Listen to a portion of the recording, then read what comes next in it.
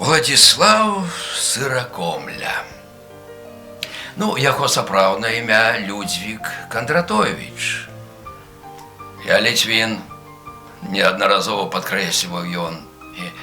І мой прапрадзед быў шчырым ліцвінам. Літвою Сыракомля, як і наогул яго сучаснікі, называў Беларусь. Тут, на Любаншчыне, у 1823 годзе і нарадзіўся паэт. Палессе, потым Нясвіж, Стоўбцы. Тут прайшло ўсё маё маленства, юнацтва, сталыя гады. Тут зведаў я ўсе чалавечыя пачуцці.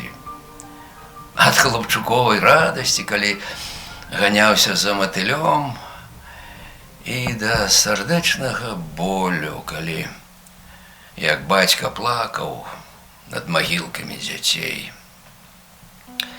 Там, на школьнай лаве, упершыню пакаштаваў я пладоў навукі.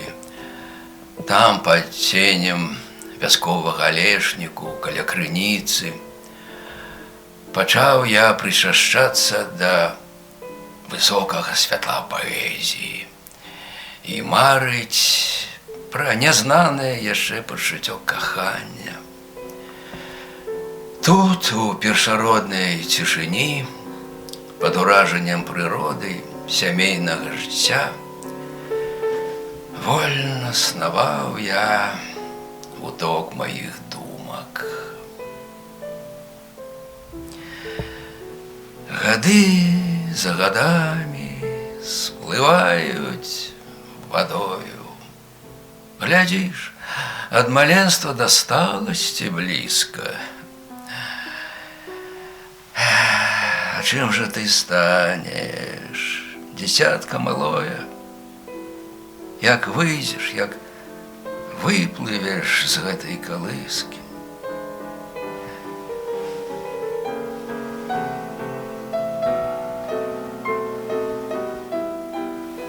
Магчыма, на службу пакліча Феміда, каб шалікамі важыў і праўду, і крыўду.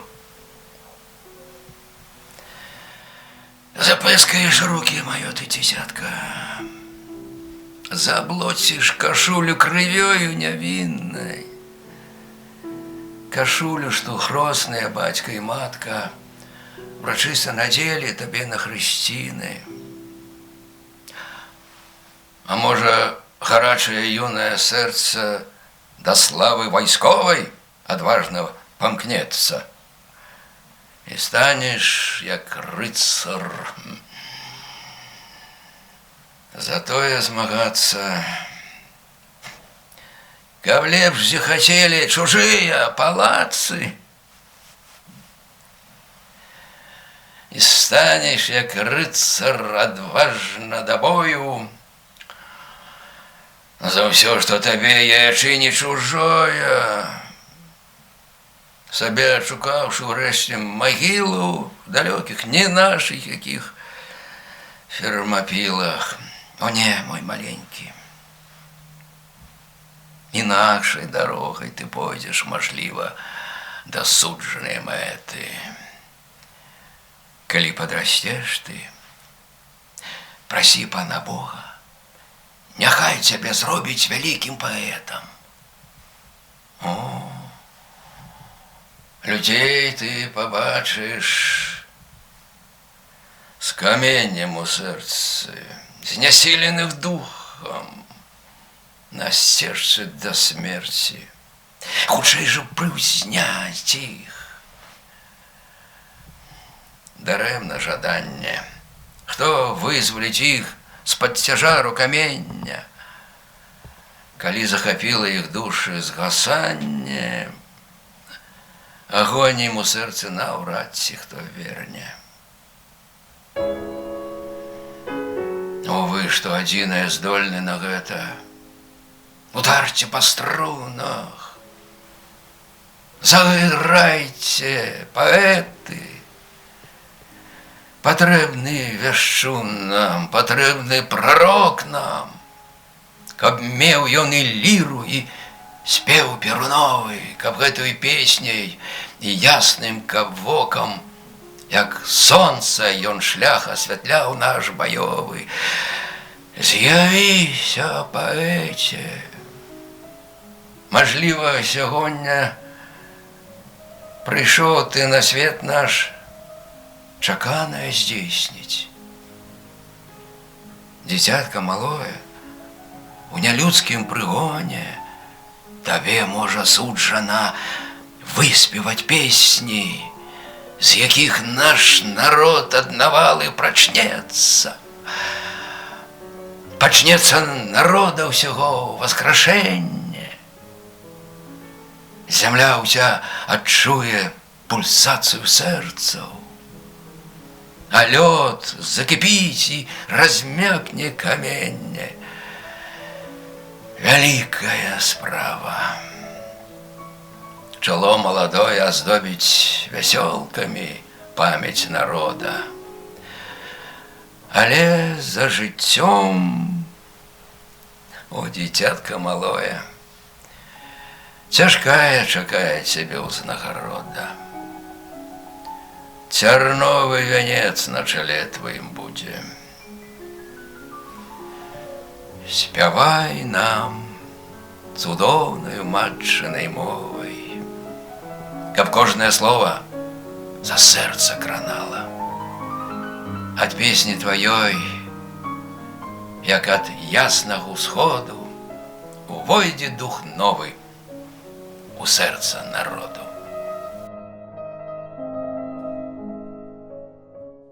Сыракомля стаяў у самым цэнтры антыпрыгонніцкага руху свайго часу. Вясковы лірнік, як трапна называлі яго ўсюды, быў разам з Бёрнсам і Шаўчэнкам адным з найбольш любімых паэтак інтэлігенцыі.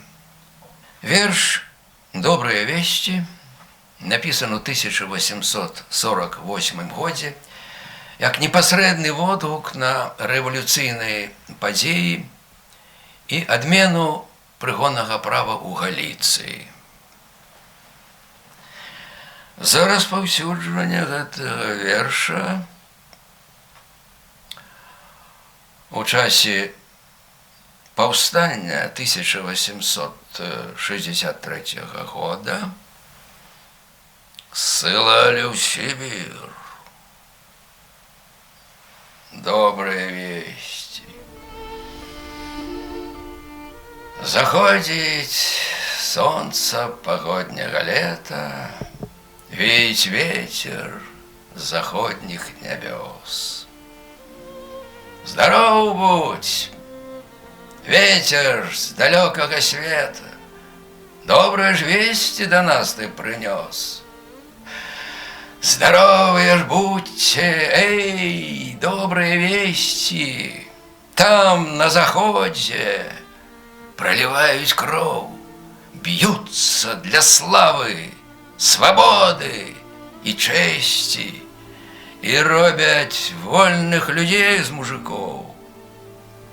Гудять веселые и песни, танцы у добрым жневе на счастливый год. Годзе вам, годзе у ясной карете топтать у болотах хрещеный народ. Годзе вам, годзе у ясной карете, годзе чиновники ездить у двор. Годзе вам, годзе мужицкие дети с хатки остатки давать на побор. Эй, згинье ворог, як Бог нам поможа. За нашу крыўду, за горки наш жаль, запяем песню хвалить тебе, Божа. Лягчэй будзе сэрцу, як згіне наш жаль. Земля ты наша, земля ты святая, ради нам збожжа, ды судzi пажаць. Не прыйдзе ворог з чужынскага краю на магазин наша зерня браць.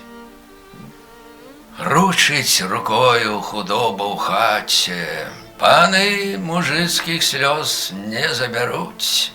Мужик і шляхціц стаў за панебраце, руки за руки, грудь за грудь, пяром на карце, сахой на ніве.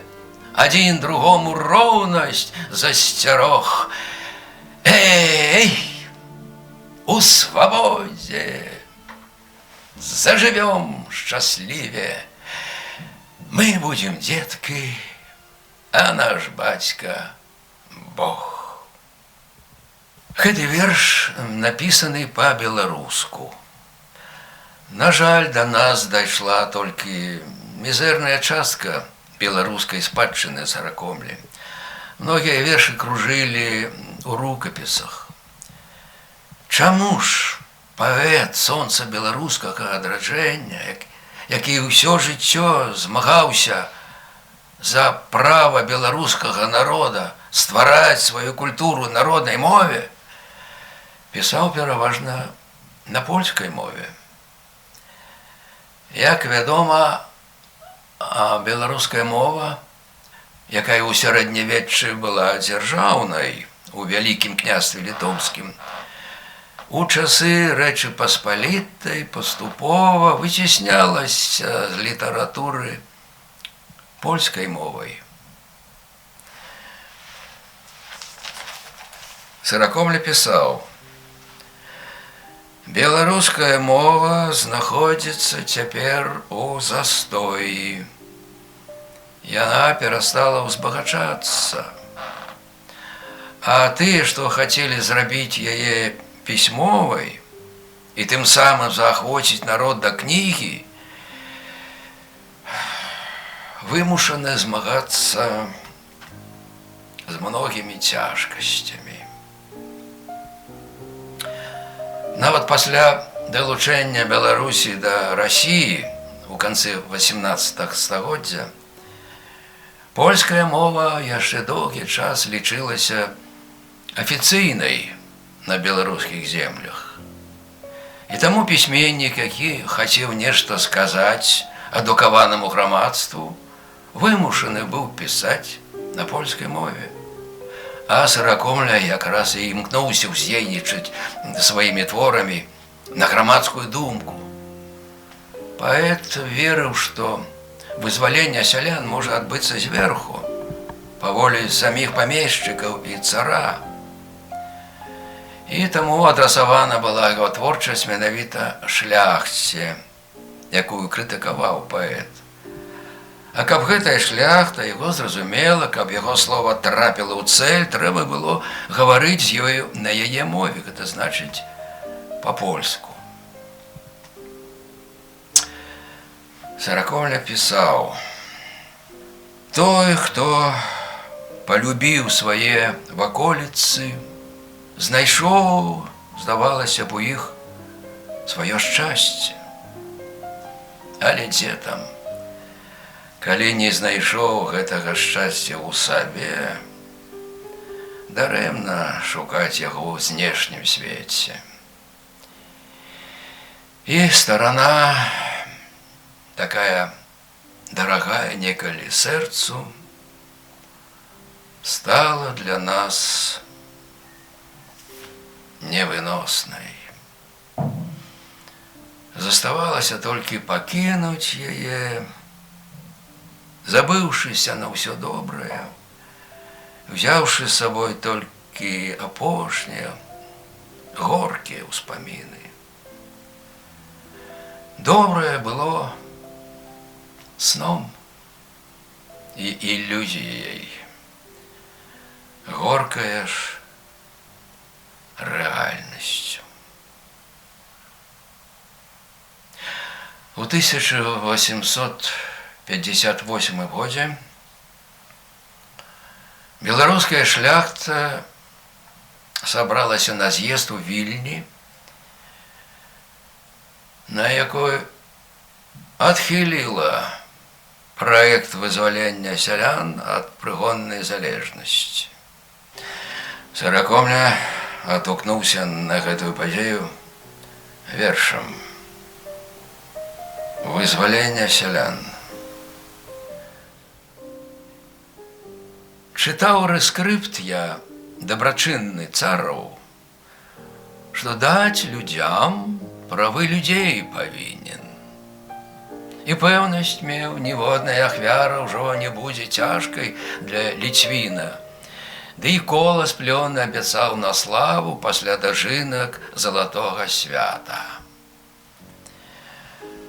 Хадзіў штодня глядзець я пад заставы, ці ў горад шляхты прыбыло багата.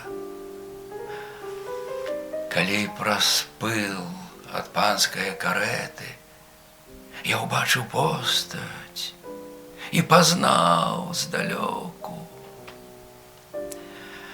Пабеглі слёзы. Спарушыны гэта, ці ж штось пад сэрца выплыла на вока. Адкуль яны? І лоб мой не выпадкам не быў венчан лаўравай галінай, бо мой прапрадзед шчырым быў ліцвінам, бо шляхціц я і маю герб з пячаткай. Хай крыкуны, падумаў я, не славяць і бэсцяць шляхты годнасці аблічча. Яны ўжо самі ўбачаць неўзабаве, што нездарма шляхетнымі нас клічуць. І, можа, заўтра скажа з захапленнем: Масква і Польшча, цэлая Еўропа, што мы, ліцвіны, з годай ды сумленнем прыгону ёрмы паскідалі з хлопа. Ды прымуць славы лепшыя кавалкі, у анналы трапяць як узор для свету. Перш-наперш тыя, хто з жазлом маршалка, хто галава і сэрца ўсіх паветаў, як Зыгмунд Аўгуст. І яны, нашчадкі, зракуцца бича, каб навек адкінуць. Я горды быў, што род мой ад ліцвіна, што шляхціц я і маю герб з пячаткай.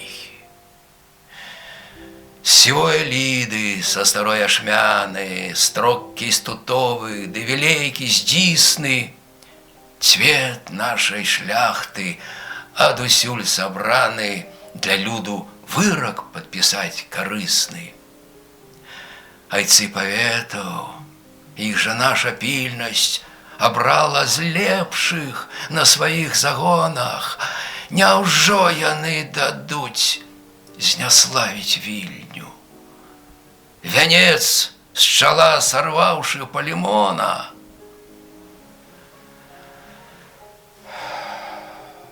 Аднак жа сталася. Мой край няшчасны, карону годнасці ў цябе сарвалі. Твои айцы сваёй рукой уласнай кайданы люду самі ўмацавалі. Гісторыя асудзіць да астатку апеку іх над людам і краінай. Мне брыдка Вільні. Брыдка быць ліцвінам. І ганьба мець вось гэты герб з пячаткай.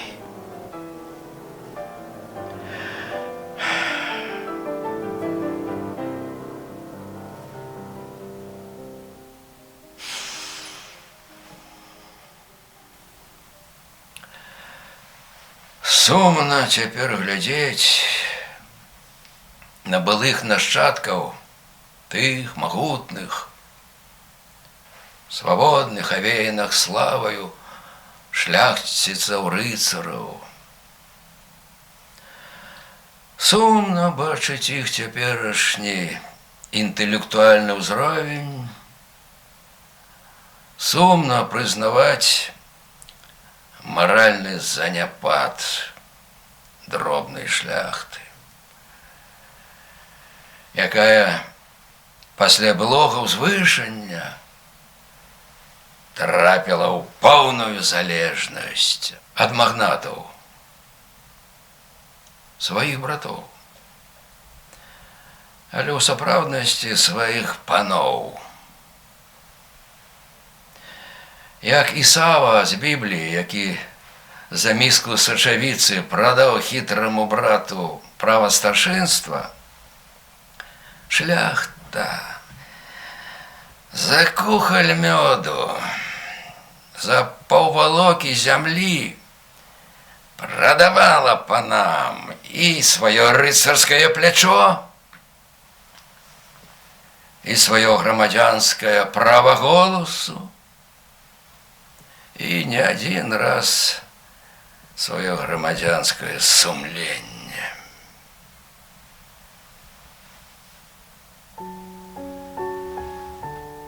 Ужо птушкі пяюць усюды, ужо кветкі зацвялі, вясна прыйдзе, кажуць людзі. Ды скуль прыйдзе?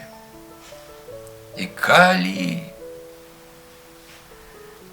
І на што ж вясна нам, Божа? Мы адвыклі ад вясны. Елкі ў лесе, мох на стрэсе зелянеюць заўсягды.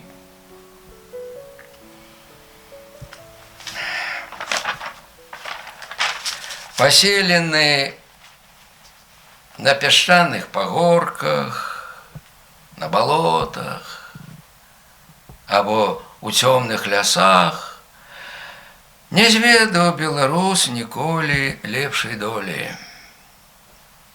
Калі бадзёры украінец хіліў чарку, каб яшчэ болей падвесяліць вясёлае сэрца для мужнасці або песні, збяднелы беларус бяздумна браў таксама чарку гарэлкі, піў яе, каб забыцца пра бяду.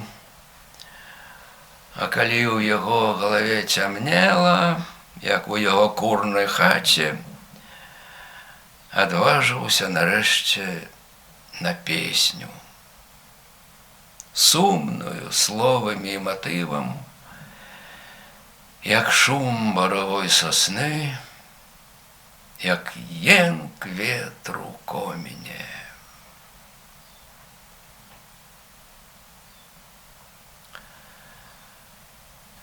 Славим день мы новым словом, а живем, бодай, як трупы. Все манимся жить наново, уснять вышэй свои головы, ды надеи вельми скупы. Все чакаем ласки с неба, але даўнім абычаем час адносіць слову ў небыт. Не поживши, помираем. Пустозелі скрозь на нивах, дзе ж сахою наш араты? Наши думки просто дива, ды на сэрцы сиратлива, в сэрцы хвошч якийсь прокляты. Хутка з друзаў ліхагоддзяў нашы вёскі зробім раем, але смерць хутчэй знаходзім. Не пажыўшы, паміраем. Як вандроўца, дзе в пустыні, свет прыцішыўся ў дрымоце, всё чакае, пераплыне, ён раку ног не замочыць. На зямлю клае ён торбы, хоп, закусіць і выпіць маем, а пасля паспіць ён добра.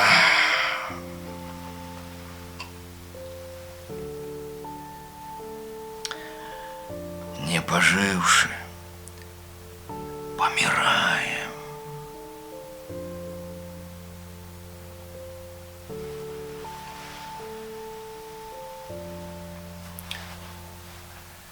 Няхай бы застенкі засталіся толькі як гняздо, дзе вырастаюць маладыя пакаленні, як прытулак для старых пасля працоўнага жыцця, як захавальнікі сямейнай дабрачыннасці. Але маладым трэба ў свет, абавязкова ў свет.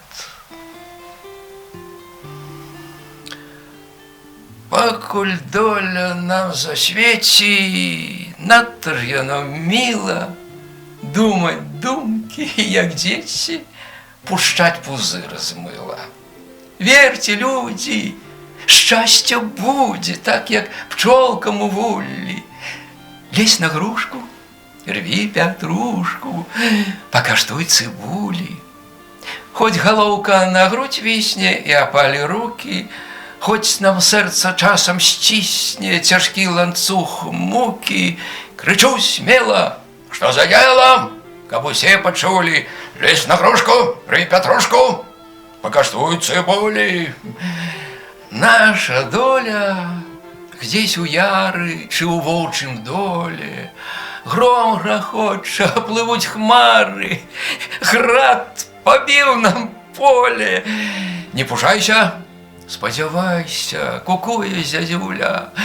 Лезь на грушку, рві пятрушку. Салодка цыбуля, так найлепей жыць на свеце, з думкай здесь у небе. Хоць і пусткі ў калеце, мякіна ў хлебе, такім шляхам ляціць птахам. Шыбка мысль, як куля, лезь на грушку, рві пятрушку. Салодка цыбуля, гані, гані думку пусту, будуй з лёду плоты. Трэба скіснуць на капусту без такой работы. Спі, амары згоняць хмары, от абы заснулі. Лезь на грушку, рві пятрушку, пакаштуй цыбулі. Всюду ўзыдзе збожжа колас, зажывем багата, всюду шчасця слыхаць голас. Брат не крыўдзіць брата, средь грамады ўсе рады добры весці чулі. Лезь на грушку, рві пятрушку, пакаштуй цыбулі.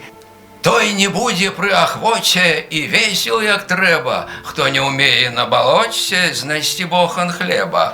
З адной ніткі ткаць дзве світкі, 4 кашулі. Лезь на грушку, рві пятрушку, пакаштуй цыбулі. Апошнія 10 гадоў Сыракомля пражыў у фальварку Барэйкаўшчыны, што на дарозе з Вільні да Ашмян. У 1856-58 годах неаднаразова выязджаў у Варшаву і Познань. Пасля гэтых паездак расійскія ўлады ўсталявалі за Кондратовічам сакрэтны нагляд. У кастрычніку 1861 года выступіў на патрыятычнай маніфестацыі ў Коўне з вершамі. Выехаў у Варшаву, а на абратным шляху яго арыштавалі і зняволілі у віленскай вязніцы. Знаходзіўся пад арыштам каля месяца. Вызвалены пад нагляд паліцыі, памёр у часе следства.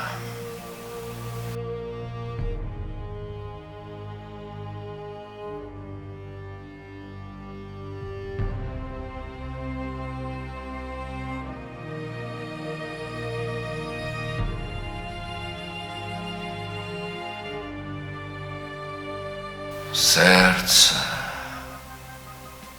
жыццё я аддаць гатовы. Пяю табе, мой народ шарачковы. Толькі з табой спадзяванне злучаю, смутак і радасць, хвіліны адчаю. Подых палёў тваіх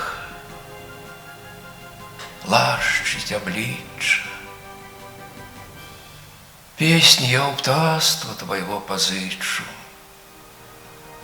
моваю сэрца хай думы бруяцца, музыкай жніва, касцоваю працай.